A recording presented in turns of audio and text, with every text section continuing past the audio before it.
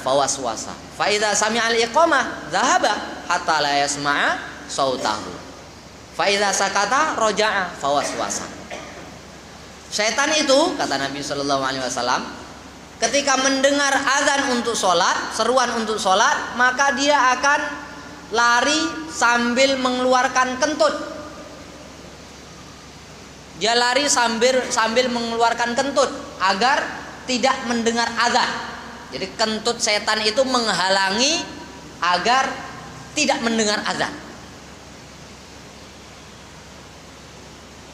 Dalam riwayat yang lain, manakala orang itu tidur, bangun dah, orang azan, dah selesai azan dah, ataupun dah pagi, azan itu dah pagi, maka kata Nabi orang itu telinganya sudah dikencingi oleh setan. Telinganya itu dah kena kencing dengan setan dah, maka tak dengo azan. Nabi mentamsilkan kentut setan itu menghalangi seseorang dari mendengar azan. Apa saja jenisnya? Kadang-kadang kan kita tanpa disadari ketika azan dikumandangkan itu macam tak sado. Tiba-tiba langsung kita tersentak. Dah selesai azan ya. Macam tak dengar azan sama sekali. Padahal tadi macam awalnya dengar, sebetulnya kita dengar, tapi macam tak mendengar. Ini dah kena kentut telinga kita dengan setan dah. Maka itulah kita perhatikan betul-betul ketika azan dikumandangkan. Dengan apa? Dengan menjawab panggilan azan. Cara menjawabnya sudah ditunjukkan oleh Nabi Shallallahu Alaihi Wasallam. Kata Abu Hurairah, kunna ma'a Rasulillahi sallallahu alaihi wasallam faqama Bilal yunadi falamma sakata qala Rasulullah sallallahu alaihi wasallam man qala mithla hadza yaqinan dakhala jannah. Kata Abu Hurairah, suatu ketika kami bersama dengan Rasulullah, lalu Bilal bangun untuk menyerukan azan. Selesai Bilal azan, maka Nabi sallallahu alaihi wasallam bersabda, man qala mithla hadza yaqinan dakhala jannah. Orang yang mengucapkan seperti yang dikumandangkan oleh muadzin, orang yang mengucapkan seperti yang dikumandangkan oleh muadzin, maka dia dimasukkan oleh Allah ke dalam surga. Tapi dia mengucapkannya itu dengan yakin. Orang yang mengucapkan seperti yang dikumandangkan oleh muadzin dengan yakin, maka dia akan dimasukkan oleh Allah Subhanahu wa taala ke dalam surga. Jadi bukan muadzin saja yang bisa masuk surga, sampai 12 tahun dia harus adzan, atau sampai 7 tahun dengan muhtasib. Kita pun bisa masuk surga, tapi setiap kali dikumandangkan adzan, kita ucapkan seperti yang dikatakan oleh muadzin. Kalau adzan sudah dikumandangkan, jadi ketika adzan dikumandangkan setan lari sejauh 36 mil. Kalau kumandang adzan sudah selesai, setan balik, datang lagi, dia menggoda manusia. Begitu iqamat diserukan, pergi lagi setan sejauh kira-kira dia tidak mendengar lagi suara iqamat itu. Selesai iqamat, dia pun balik lagi. Jadi setan itu memang sangat takut betul dengan azan, dengan iqamat.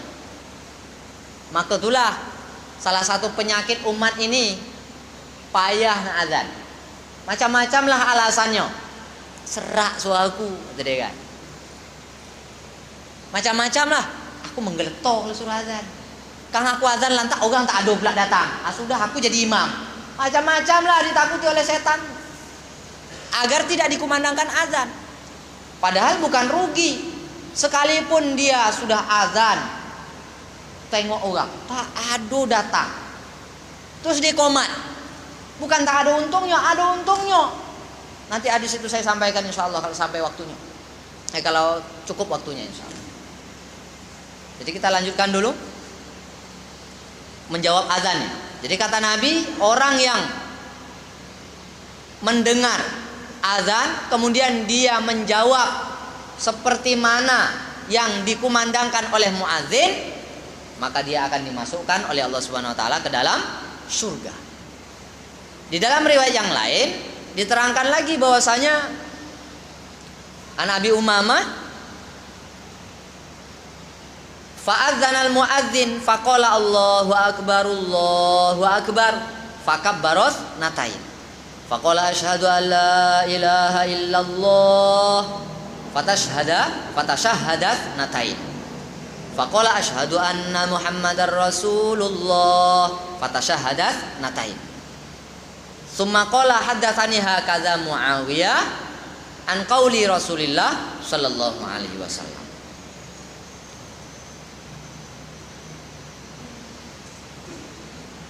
Kata Abu Umamah, saya pernah duduk di sisi Abu Umamah.